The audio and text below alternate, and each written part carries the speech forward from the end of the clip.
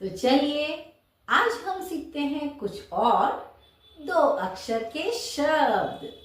और आज का मैं अक्षर ले रही हूँ क।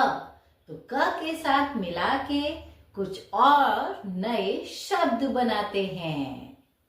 तो पहला है क प्लस र। क र कर। दूसरा क प्लस ल। क ल कल। तीसरा क ब क ब कब।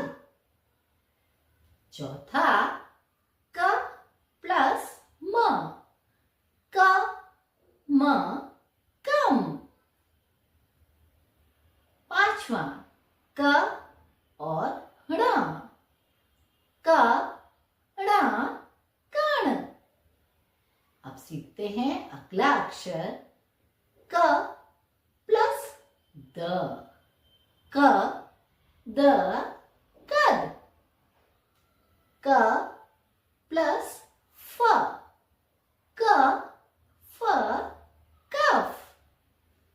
अगला क प्लस प। क प कप। Then next क प्लस श। क श कक्ष।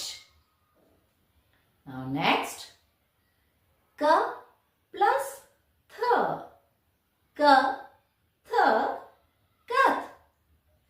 तो देखिए क के साथ हमने अलग अलग अक्षर मिला के दो अक्षर के कितने सारे शब्द बना दिए, है ना।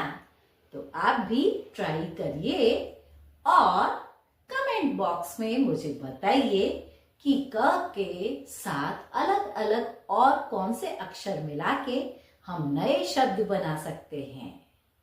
तब तक के लिए बाय बाय।